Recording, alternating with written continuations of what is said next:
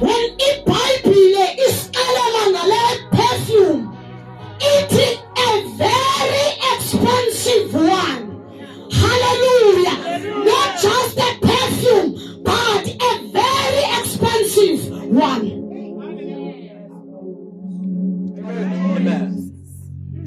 Where's owesifazane? Ithi iBhayibhile uza ngexesha lokudla. While abantu focus yabo isekudleni. But the woman, ifocus yakhe isikujonge kuYesu. Ngoba umuntu wesifazane akufunekanga ifocus yakhe ibe all over ngoba uzawubhida izinto.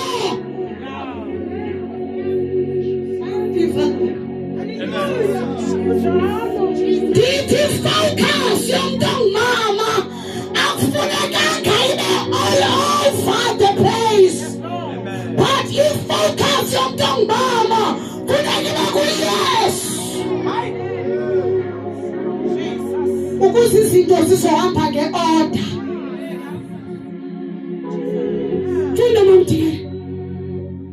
Linamafutha aqoliweyo exabiso likhulu. Yeah. Wawagalela phezu kwentloko yakhe. Phezu kwentloko yakhe. Akubona ukuba uhleli ngasesithebeni. Yeah. Verse 8. Hallelujah. Bekubonile ke oko abafundi bakhe. Jonga ndinamnamosi ndizokothula nje ndizonyusa ibhena. Makaziwe uThixo. Bazoshumayela ngomso bazayiveza yonke le nto. Glory to Jesus. Weza kuye. Hey. Lawathambisa entloko. Yeza ezinyaweni zikaYesu. Ukuza ezinyaweni zikaYesu yisayini yokwehla. Ngoba umuntu ongumama ubizelwe ukuhlala ezinyaweni. Umuntu wesifazane ubizelwe ukwehla ngefamily yakhe, ngomzi wakhe, ngomshado wakhe. Yehla le ntombazane. Yeza ezinyaweni zikaYesu. Akwehlelwa nabani kodwa akwehlelwa uYesu. Akwehlelwa nabani kodwa akwehlelwa yena.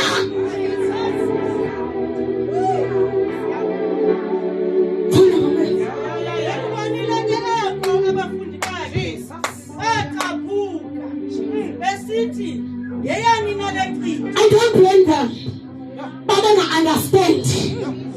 When people don't understand, nasebandleni sobablame. Ngoba into kaThixo itshilo kangakuye wonke umuntu. Izinto zikaThixo zifihliwe. Zange ba-understand ukuthi wenzani lo. Ithi iBhayibhile yabangela ukuba baqaphuke. Yabangela ukuba babe nomsindo. Okokuqala ba-understand uba ngubani lugalelwe i-oil. Aba-understand uba ngumnikazi we-oil olugalelwayo. Baqaphuka. You-waste into lenziwa kulo mntu. La mafutha bekumele ukuthi athengisiwe. Funa mama F. Kuba lamafutha yekuthengiswe lukhulu ngawo. Kwasa kwaphiwa amahlweni. Kwasa kuphiwa amahlweni. Izinto zikaThixo. Hallelujah. Zifihliwe. Athe uhlabelelayo. Awuqondeki ngengqiqo yemvelo. Fihliwe. Kwabaninzi.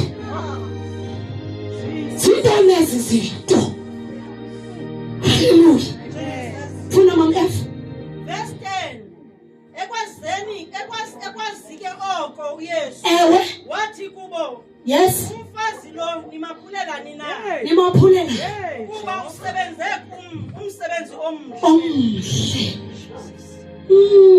Oh, yes, I am a bosan.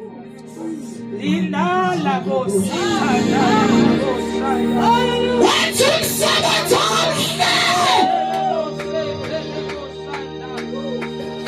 What's umsebenzi omhle?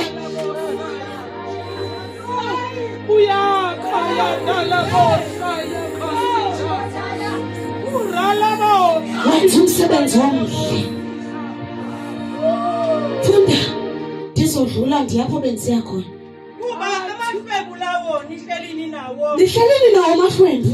Kodwa mna nihlelini nami. Anihleleni nami. Nalapha bathile ngelonga. Ebezama bavula ingqondo. Ukuba ndizosebenza nami. Ndiyakhula. Bakho kumele nigibuke. Ngoba nabo bangathile ngelonga. Ngabantu abahambe noYesu for a long time. Namhlanje makaziwe Yesu. Nabo bena iminyaka kodwa kungenzeka. Awukamazi.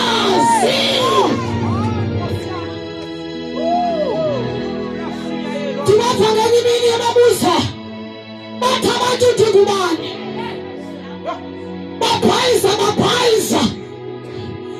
Wathi mina nithi ndingubani? Yavela abantu nguPeter. Yathi nguye kalokho. Haleluya. Ngoba kuyenzeka uhambe noYesu kodwa awumazanga. Makaziwe. Ndikhona mfundi yakho. Ndiyadlula nje kule team.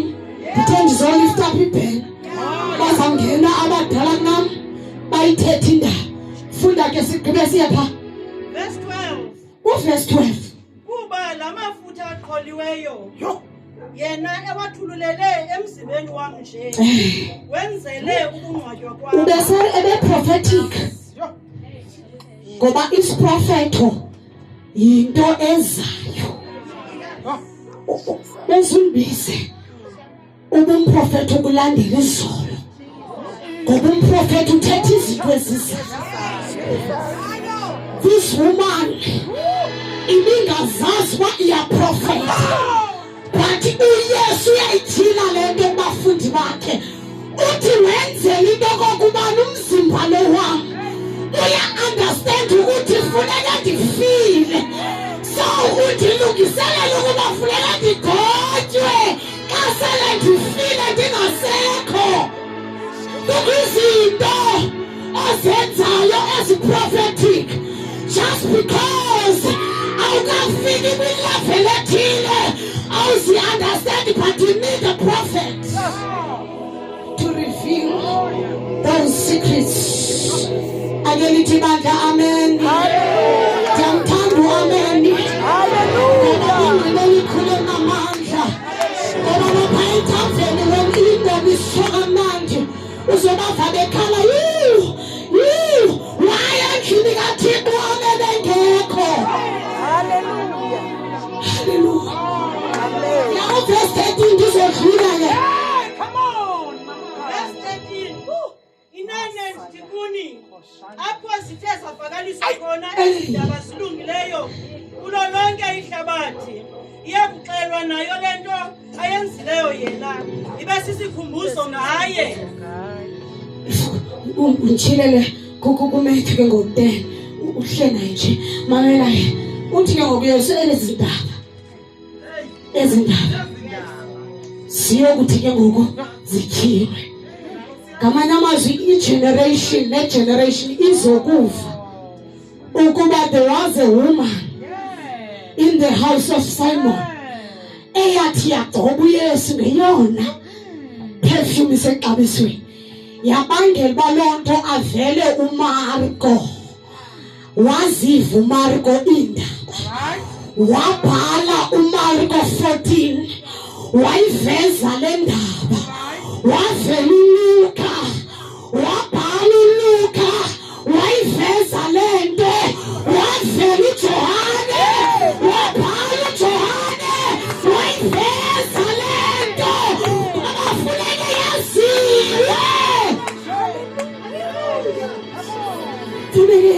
Makhaziwe